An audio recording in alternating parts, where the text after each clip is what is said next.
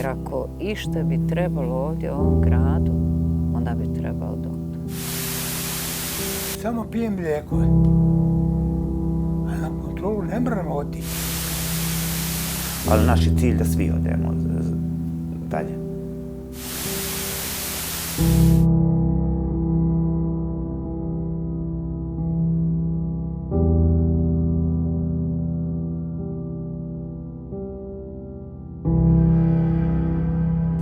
Odavde Grahovo liči na žbun cvijeća na livadi.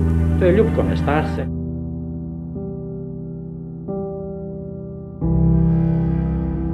Dobrodošli u Grahovo.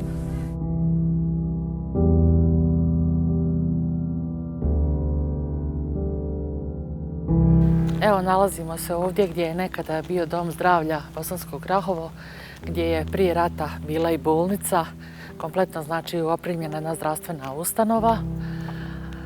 A sada trenutno mi ovdje imamo samo ambulantu Bosanskog Grahova koja povremeno radi, pa da vidimo sada da li ima netko u ambulanti od liječnika ili eventualno od medicinskog osoblja ikoga.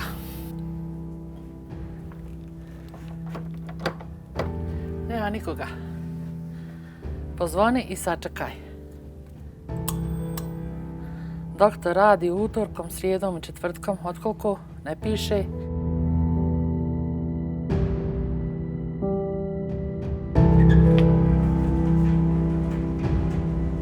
Kakva je zdravstvena zaštita? Nikakva, nema je.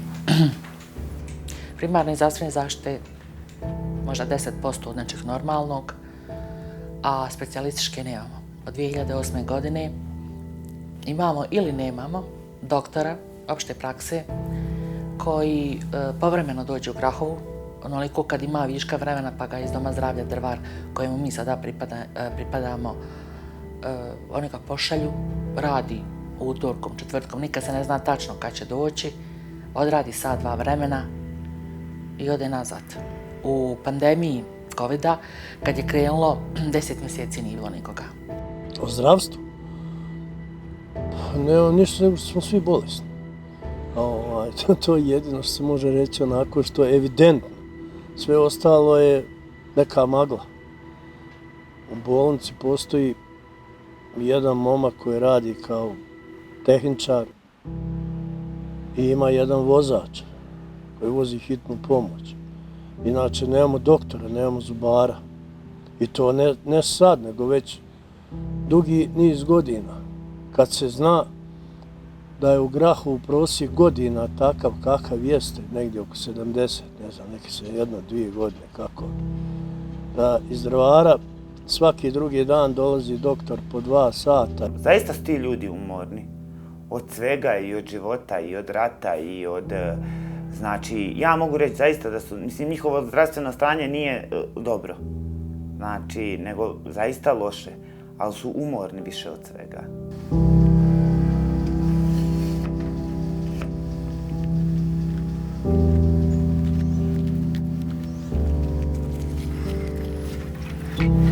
Nikad nismo dobili ginekologa, bar na 7 dana da dolazi ovdje u Grahovo.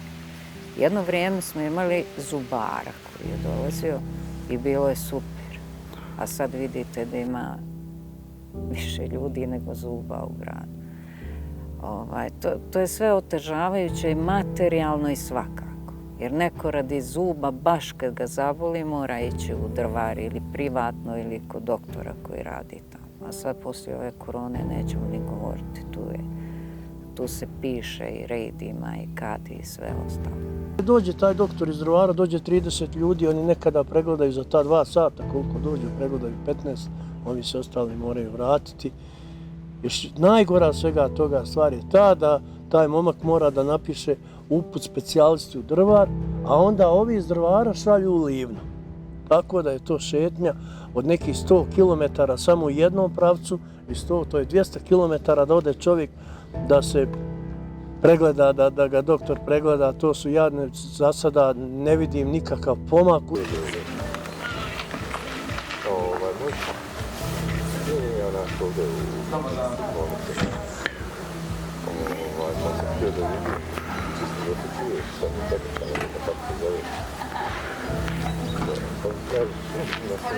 Dobro jutro, doktore. Kako ste? Pa ja sam brzo, doktore, ne moguće. Nemamo vode. Ne. Hvala zube, dobar dan, doktore, kako ste? Sjetila sam se pacijenata iz sela Male Šivci, nekih 10-15 km od Grahova, koji dođe, znači, nađe komšiju, nađe nekoga, dođe tu u ambulantu, poljubi vrata, jer obično nema doktora, ili ga onda medicinski brat uputi i kaže da ide u Drvar. I onda on iz Grahova 32 km ide u Drvar, tamo na hitni prijem ili kod doktora koji je dežurni, i on obično, ako je neka veća pretraga, krvna pretraga, ili upućen je nekom specijalisti, znači mora naći prijevoz da ga neko 110 km odvede do Livna. Mora imati sreću da taj doktor, specijalista radi, da će ga primiti odmah bez narudžbe, jer obično se u Livnu ultrazvuk se zakaziva, čeka se 2 mjeseca, rentgen, dan, dva, sve ima svoje. Onda se ponovo vrati u Grahovo, pa zvati, tražiti termine, kad može doći kod specijaliste, i pa kad dođe to, onda su obično dalje pretrage, ako su neke operacije ili neki manji čak zahvati, znači mora ići do Mostara. U Grahovu je nekada radila i bolnica. Zgrada je i dalje na svom mjestu, ali unutrašnjost je poprilično devastirana. Kroz aktivnosti Udruženja građanki Grahovo opremljene su ginekološka i zubarska ambulanta, ali u njima nema ko da radi. Kad upitate vi tamo na bolnici tog medicinskog radnika koji radi, pa kaže, doktor je trebao danas doći, ali najvjerovatnije da nije stigao, doći će sutra ili možda u petak. Ili bi trebao u ova 3 dana da dođe. Razumijete? Takvih nekad imate odgovora da niste više pametni zapravo kad on treba doći, kad je njemu vrijeme za doći, da li je to vrijeme koje treba ispoštovati, ili tako nekako. Uvijek ste u nekoj zabludi. Ljudi su ovdje nazad nekog godina umiru od banalnih bolesti. Od ujeda zmije, stršljena, ili nema prve medicinske pomoći, sve je daleko. Ljudi dožive srčani udar ili tako nešto, gdje su u normalnim sredinama ljudi bili spašeni. Ovdje dok se organizuje hitna kola, dok dođu iz Drvara, dok odobre, dok se doveze do Livna, osoba premine. U Grahovu ne može biti prema broju osiguranika, može biti samo organizaciona jedinica pri Domu zdravlja Drvar ili Livno. Pa onda neka građane odluče šta je to za njih bolje i povoljnije. Znači, na njima je. Mislim da je to do sad bio veliki problem. Mislim da se ljudi nisu ni dobrim dijelom ni vraćali zbog toga što nemaju primarne zdravstvene zaštite, što čovjek može zbog banalne stvari umrijeti, onda niko nema hrabrosti na taj način da se vraća.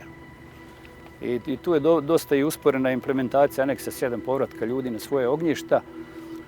Mislim da je to jedan od velikih razloga. Dolaskom Duška Raduna na mjesto načelnika, među prvim projektima koje je on napravio, mislim da je to bila 2016. ali 2017. sad se ne mogu sjetiti, on je ugovorio sa Mostarskom mljekarom, sad znam kako se zove, i otvorena je apoteka. Prije toga, 20 godina i više od povratka, ljudi su plaćali andol 20 maraka. Andol 20 maraka koji košta pola marke, jer prva apoteka najbliža je bila u Drvaru.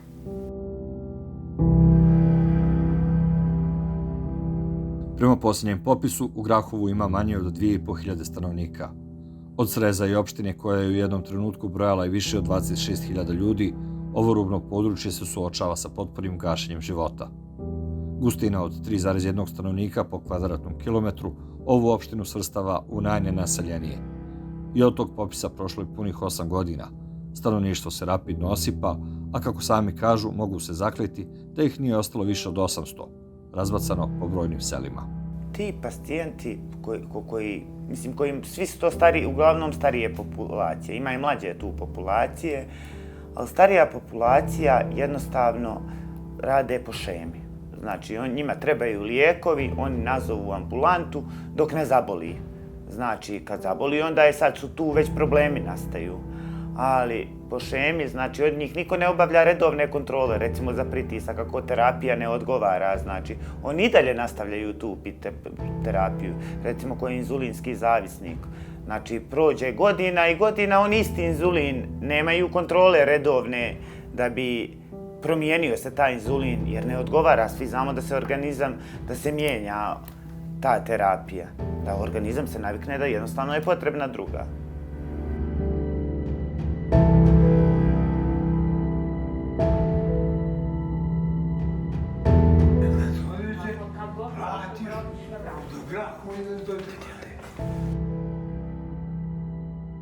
Malo popiju lijekova, spavaju.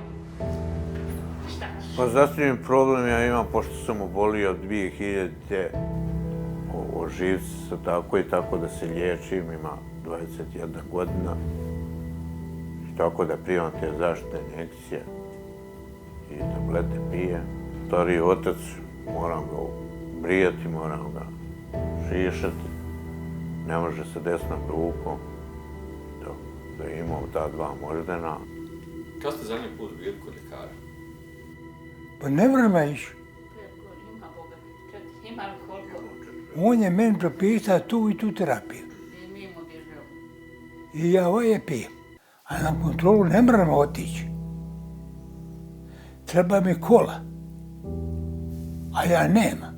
A moje kontrola u Grahovu. Taj ljekar dođe, ali nema toga ljekara koji meni to propisiva. Nego to su neki ljekari, kako bi ja nazvao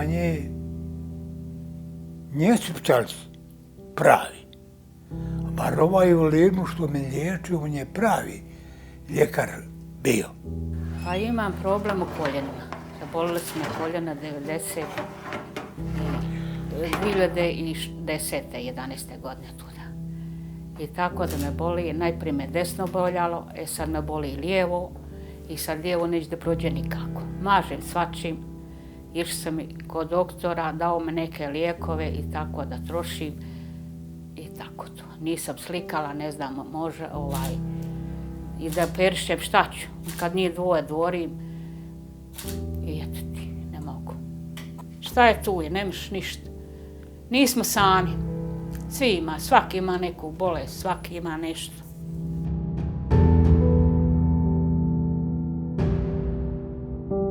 Tužna sudbina tročlane porodice Bajić je tek jedna od mnogobrojnih priča o teškom životu Grahovljaka. Naročito je deprimirajući broj onkoloških pacijenata. Prvi naš skrining koji smo napravili na 100 žena kroz jedan projekat je bio katastrofalan. Više od 50% žena je imalo teže oblike oboljenja, to je karcinoma, cinova, rakove grlića maternica, rakove jajnika, tumore na dojkama. Doktorice koje su radile s njima su ostale šokirane poslije prvog Papa Nikolaus testa koji su tada uradili. Nažalost, u vrlo kratkom vremenu mlađe žene, nakon samo 6 mjeseci, kolegica koja je radila sa mnom, Olivera Radlović, pokojna, su preminule. U par navrata, zahvaljujući udruženju građanki, smo imali preglede ginekološke. Žene, naravno. I to je bilo poražavajuće, jer od tih žena koliko se tad pregledalo, bilo je, čini mi se, 50% sa nekim problemima, koliko se ja sjećam. Od toga su 2 i smrtno završili. Nakon 2 godine federalno Ministarstvo zdravstva je podržalo da se ponovo to napravi pod njihovim vodstvom. Napravili su to je bilo onda ublaženo, negdje oko 48% žena, tada pregledani, znači 100, od 148 je imalo neki oblik koji odmah moraju ići po terapiju. Zadnji smo radili, takve preglede smo zadnji put radili 2008. godine, 18. godine, znači pred nepune 3 godine. Situacija je bolja, a kudikamo to je jako loša situacija kad pogledate susjedna mjesta, susjedne gradove gdje je ta populacija pod stalnom kontrolom. Evo, mi smo to mjerili sa Livnom, na 100 žena to je 2,5 žene oboljevaju takvih bolesti. U Grahovu je to još uvijek preko 30%.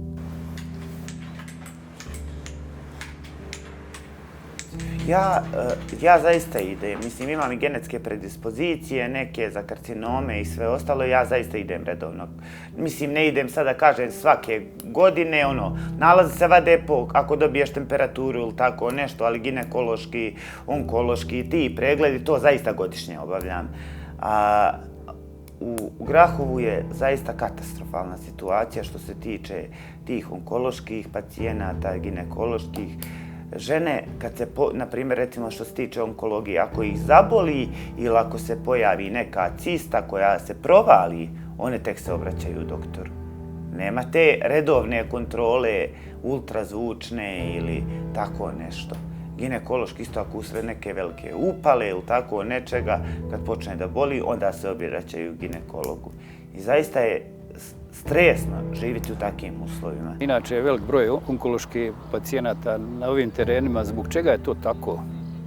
Da li su to posljedice rata? Da li su to posljedice nekakvih baza gore u Glamoču i tih? Ja ne mogu to tačno reći, ali trebao bi se staviti akcent na ta oboljenja i vidjeti par razloga kako, zbog čega to dolazi. Koji su glavni uzroci?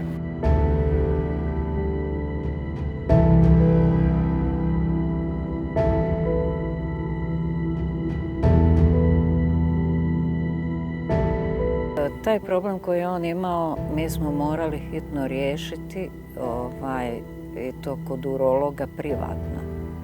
Jer zapravo urolog nije ni bio u bolnici u Livnu i sad mislim da dolazi u 15 dana jedan put. Tako da smo mi bili prisiljeni da idemo privatno u urologu i on je onda rekao da on našao mi je to pregledom ultrazvučno unutar mjehura, taj mali tumorčić. I rekao da mora hitno na operaciju. Tad nastaje panika. Trebate se vratiti ovdje u bolnicu, uzimate razne uputnice i sve ostalo. A nama se žuri. Mi trebamo svu tu dokumentaciju skupiti, napraviti sve te pretrage koje on trebao napraviti i naravno predati to na komisiju u Livnu. A sve to trebamo ovjeriti u Drvaru.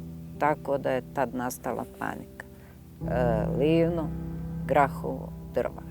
Pa opet Livno, Grahovo, Drvar, pa nazad, pa trčite na komisiju koja 2 puta nedjeljno zasjeda. I tako da tu problemi ne prestaju. Evo i dan danas on je operisan u Mostarskoj bolnici. Na svu sreću to nije tumor zahvatio to mišićno tkivo. Umiru prijatelji, radne kolege.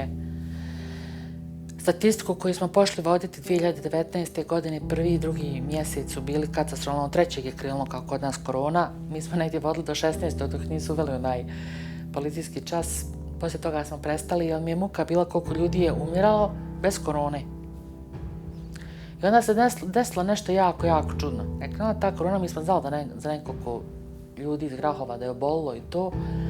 Pratili smo tu statistiku koja je, možemo reći, u cijeloj BiH dovedena do nekog nivoa. Međutim, Grahova nigdje nije bilo.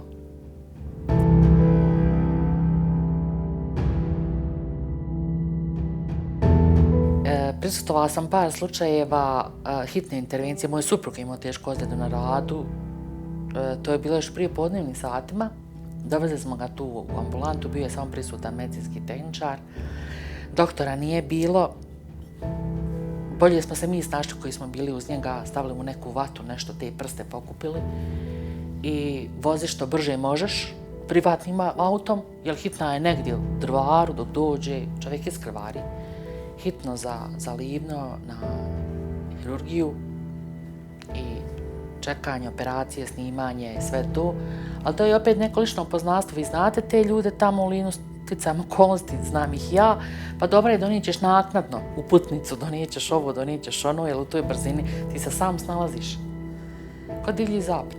Kada je temperatura, odemo u Drvar, donedavno je bio pedijatar u Drvaru. Međutim, ni sada pedijatra nema u Drvaru, a ja sada trenutno ne znam, jer nisam, Bogu hvala, imala priliku da mi se dijete razboli i da bi išla. Ali kad je nešto hitnije, recimo dijete se žali da ga boli ga kod slijepog crijeva, mi svi imamo tu naviku, idemo direktno za Livno, ne idemo za Drvar. I zaista pedijatrija je maksimalno konkretna u Livno. Svi nam dozvoljavaju da naknadno dostavimo te uputnice, znači da ne bi vozili se još dodatnih 60-70 km, zaista su maksimalno korektni u Livnu što se tiče te pomoći. Sve se dijete tu radi i onda samo kažu dostavit ćete uputnicu nakon sutra, prekosutra, 10 dana, nije bitno. Inače, tešku situaciju dodatno je zakomplikovao i koronavirus. Ljekar koji je i onako rijetko dolazio zbog pandemije dolazio još rjeđe, a građani su se snalazili kako su sami znali i umjeli. Ja sam imao jedan strašan susret sa jednom doktoricom koja me naprosto otjerala ispred bolnice u vrijeme onoga nesretnog covida. Možda je ona imala opravdanje, ali ne vjerujem da je imala na onakav način da mi naprosto ne da ući unutra, nego je onako sva kao svemirac pričala sa mnom kroz otvoren prozor, samo nisam mogao ući unutra, sve sam to prihvatio kao zdravo za gotovo, jer eto, stiže se to, ona se plaši da ja nisam zaražen. Valjda je neka lagana prehlada bila i nos curio, onda bilo je svašta tako nešto i onda sam ja u jednom trenutku rekao nešto slabo osjećam miris, kad je ona skočila, bježi odavde, goni to sve, bježi u COVID bolnicu Drvaru. I veliki problem, znači zadnjih godinu i po dana COVID, kad smo imali hitne slučajeve koji završe u bolnici Livno, stariji ljudi jednostavno ne znaju telefonima, posjete se nisu primale, bila je zabrana ulaska na odjele. Teško je bilo i komunicirati rodbini sa članom porodice u bolnici, bilo je toliko neizvjesnosti, bilo je smrtnih slučajeva ishoda gdje samo jave, preminulo je, dođite i tada preuzeti tijelo. Nije nekoliko mjeseci dolazio, da. Znate kako ljudi su to sami na sebi prepoznavali te neke simptome. I kako je strah na jedno zavladao vezano za taj COVID, onda bi se telefonirali bi ovu glavnu medicinsku sestru tamo u Drvaru i onda bi ona rekla hitno dođite, moramo vam uzeti bris i šta već i slati u Mostar. A potrebno je tako malo, to jeste gdje ima volje nađe se i način. Nekih 350 km od Grahova, ali također u istoj državi, nalazi se opština Lopare. Jedan mladi doktor, a odskora i direktor Doma zdravlja, poštovanje svojih sugrađana zadobio je svakodnevnim radom na terenu. U početku volonterski rad i entuzijazam, a kasnije sistemsko rješenje koje se pokazalo naročito efikasno tokom krize sa koronom. Nemojte se zuvati, nismo ni... Nemojte se kad ne znam koju čeju. Koncom života ostavljeno. Da je bilo? Tamo, tu. Sestro, ti uzmeš, sestra uzme krv da vadi. Čekaj, ništa mi nisi rekla juče kad smo se sreli ispred opštine. Ti meni kažeš juče s tom nekom rodicom. Ništa stvarno, ne brini se šta si se ukočila. Tiši.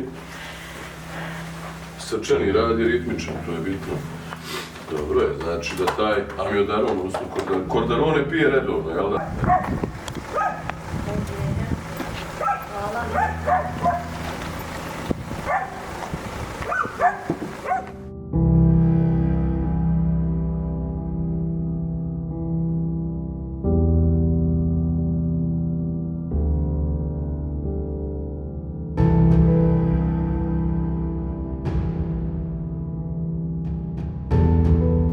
Kad sam počeo da radim početkom 2011. godine sa jednom grupom ljudi, prije svega ljekara iz Bjelinske bolnice i nekoliko medicinskih tehničara iz Doma zdravlja Lopare, došli smo zajednički na ideju da pokrenemo akcije koje smo radili u kontinuitetu svakih par mjeseci po majevičkim selima, ne samo na području opštine Lopare, ali najviše već i šire, proširiti te akcije i mi smo ih radili kontinuirano sigurno nekih 4-5 godina, a sada smo postepeno taj način rada uveli u sistem rada Doma zdravlja Lopare, gdje postoji tim za kućno liječenje, gdje ljekar sa svojim timom, sa jednim ili dva medicinska tehničara i vozačem sanitetskog vozila iz Doma zdravlja Lopare dođe na teren, pregleda, ustanovi, uzmu uzorke za laboratoriju, daju terapiju, propišu terapiju koja se uzme u apoteci čak u vrijeme intenzivnom periodu epidemije koronavirusa.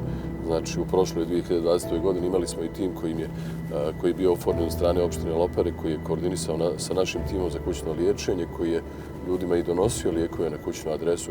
Zadovoljni smo, a naročito sa doktorom Želumirom. On godinu i pol dana nismo izišli iz kuće, ja srčani bolesnik, pritisak, on operisao 2 kuka i on pritisak ima, zakrčenje.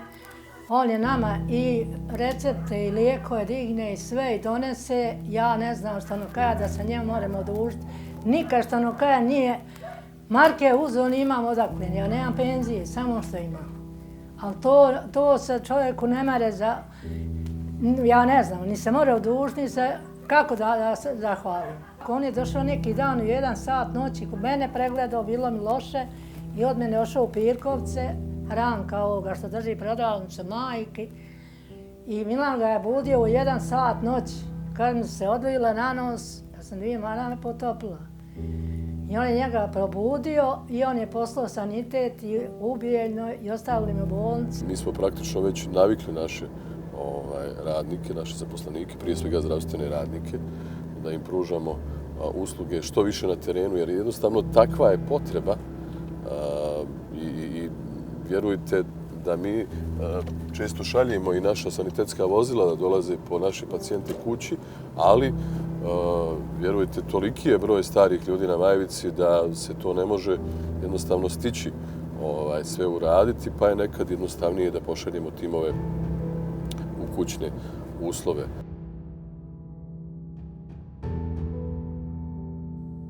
Iako na 2 različita kraja i sa 2 različita pristupa u rješavanju praktičnih problema, između Lopara i Grahova ima i poneka sličnost.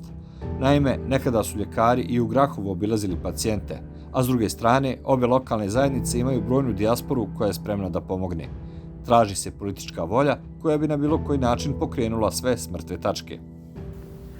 Pa to je bilo te godine kad smo mi došli ovdje.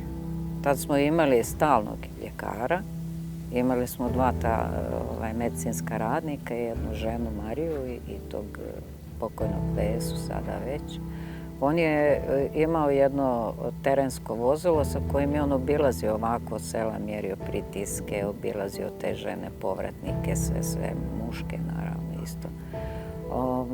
I onda bi sutra dan obratio se doktoru kom bi baš trebala pomoć, on bi njega sjeo, odvezao tamo i naravno ponijeli bi terapiju koja treba. Tad nam je apoteka bila u sklopu te bolnice. I zamislite sad, onda ste imali tu neku zdravstvenu zaštitu koja je primarno, kako bi rekli. Ima dosta doktora, specijalista u penziji, dosta doktora porijeklom iz Grahova. Svugdje ih ima, osim ne u Grahovu. Su bili voljni, njih 11 se čak potpisalo pisma namjere da bi došli tu. Povremeno radili, volonterski radili, međutim i to je politika poremetila. Zato ako mene pitate, mislim da je glavni problem politika. Odnosi u politici. Ja ovom prilikom mogu samo da pozdravim i vlasti same opštine, dakle opštinsku vlast, ali svakako i vlast na nivou kantona 10, prije svega ljude iz Ministarstva zdravlja, ali da na neki način kažem to i da, evo, plediram i prema vlastima u Republici Srpskoj, dakle prije svega Ministarstvu zdravlja, ministru i tako dalje, kliničkom centru, da nađu način, nađu modalitet da se obezbedi ovim ljudima, dakle ono što svi, kažem još jedno 21. vijek, svi danas na svijetu imaju, da to je minimalna dakle primarni nivo zdravstvene zaštite. Druga stvar, doveli su pravnike koji ima 2-3 pravnika, nema doktora, koji mogu da se namjesti stan, da se kupi sve unutra za pravnika, tako isto mogu da se nađe na bilo koji način. Oni kaže neće niko da dođe, pa neće da je ponudi mu uslove, svako će doći, idu ljudi u Zimbabve da rade kao doktori, ali ovdje, Boga mi, ne vidim to nešto dobro.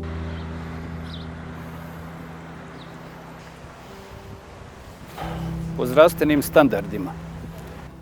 Na 1050 osiguranika tu pripada jedan medicinski tim, znači doktor, 2 sestre, zubar i laborant. To bi bilo onako za prvu ruku, ali medicinski tim koji će živjeti u Grahovu, ne da putuje. Šta ćemo ako zaboli čovjeka poslije 4 ili... I da se direktno daju te uputnice dolje za Livno, da se ne mora putovati prema Drvaru, nema tu ni linijskog prevoza, to košta sve mnogo te ljude. Tako da bi se tu oko toga trebali svi uozbiljiti i voditi računa o Grahovu. Grahovo je najveći problem na teritoriji kantona 10. Nakon što smo dobili vaš zahtjev, mi ćemo registrirati ovo vaše obraćanje kao žalbu i naravno ponovo ćemo ići sa aktivnostima, dakle prije svega prema opštinskoj vlasti, a onda vidjeti i sa ministarstvom kantona i na druge adrese da se taj problem riješi. Naša prva inicijativa je bila Dom zdravlja. Kad smo vidjeli da to teško ide, drugi pregled je bio da nas vrati nazad Livnu. Tada je tih 400 potpisa skupljeno u roku dan i po. Koliko toliko je bilo bolje. Svaki dan je bio doktor tu 8 sati. Bila je dežura vikendom. Jer vi se sad ne smijete razboljeti od petka, od podne do ponedjeljka do utorka. Ne smijete se razboljeti u Grahovu. 50% i više su šanse da nećete preživjeti. A postoji zasigurno još nekoliko mogućnosti da bi stanovnici Grahova dobili adekvatnu zdravstvenu zaštitu. Činjenica da više od 1000 osiguranika veoma teško ostvaruje svoja prava upućuje i na moguću diskriminaciju. Kako nam kažu građani, da bi ambulanta ili dom zdravlja profunkcionisali u ovom gradu, potrebno je oko 200.000 maraka godišnje. Kada se pogledaju višemilionski budžeti fondova ili pojedinih zdravstvenih ustanova, riječ je o veoma skromnim sredstvima. Dakle, sredstva se mogu pronaći, kao i ljekari kojih ima na evidenciji Zavoda za zapošljavanje. Iz Zavoda za zapošljavanje u Livnu kažu da imaju na evidenciji nezaposlena 2 zubara. Međutim, u ostatku države ima nezaposlenih i ljekara opšte prakse kao i specijalista. Sigurno je da bi bar neko od njih zbog posla bar na neko vrijeme promijenio i mjesto stanovanja.